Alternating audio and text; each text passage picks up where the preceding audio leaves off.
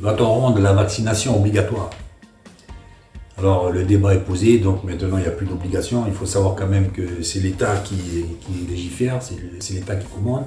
Et depuis la nuit des temps de la République, si l'État avait demandé à Pierre-Paul Jacques s'il voulait ceci ou cela, je pense qu'on n'en serait jamais sorti. Hein.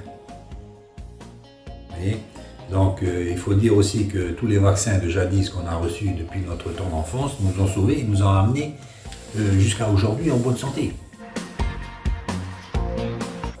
Maintenant, bon, certains pensent que c'est trop rapide. Pourquoi? La rapidité peut être une source d'étonnement. On est compétent. La science est là déjà depuis des dizaines d'années. On a fait des progrès. Et il n'y a rien d'étonnant à ce qu'un vaccin puisse être performant à l'heure d'aujourd'hui. À partir du moment où on nous laisse la possibilité et qu'on donne la possibilité à chacun, tout à chacun, de se faire vacciner ou pas, pourquoi pas? À ce moment-là, le problème est simple. Il faut que chacun prenne ses responsabilités et que la liberté n'incombe pas aussi que les soins éventuels d'une possible contamination puissent revenir à la société.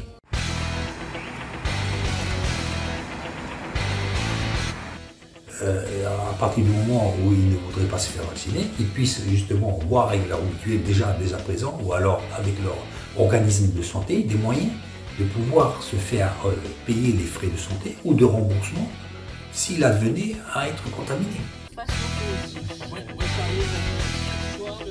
Il est trop facile de dire oui, moi je suis libre, et par contre de mettre le fardeau des charges, des frais d'hospitalisation éventuels sur le dos de la société.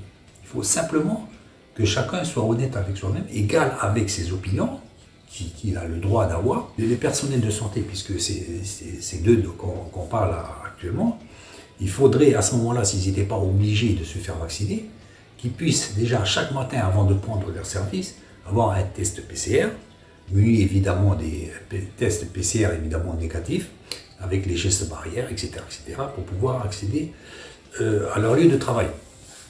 Parce qu'il est hors de question que ces gens-là puissent être justement les vecteurs de la contamination.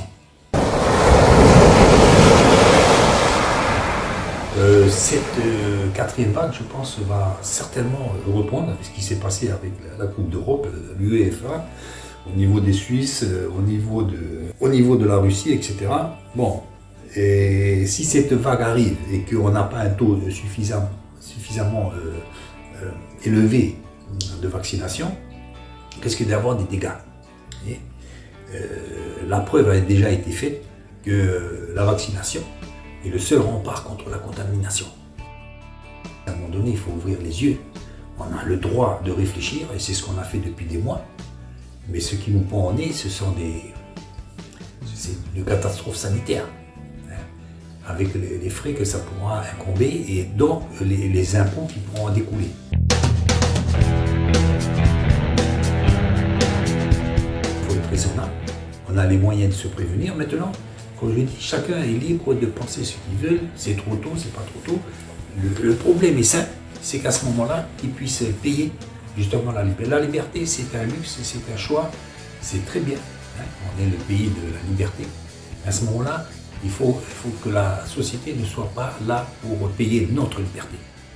Notre liberté doit être simplement à notre charge. Certains lui diront, oui, mais les buveurs, les fumeurs, etc., toutes ces personnes, alors on va leur faire payer leurs soins. Mais ils le payent déjà. Vous voyez le prix des paquets de cigarettes, les taxes qu'on peut tirer au niveau de l'alcool, etc., etc. Les gens se responsabilisent déjà. C'est comme les impôts qui sont prélevés maintenant à la source. Donc exactement.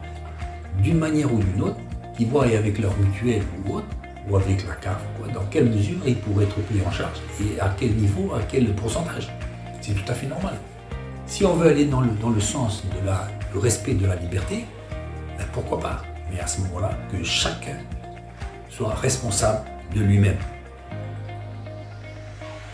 Il est hors de question que la communauté puisse être responsable de liberté individuelle.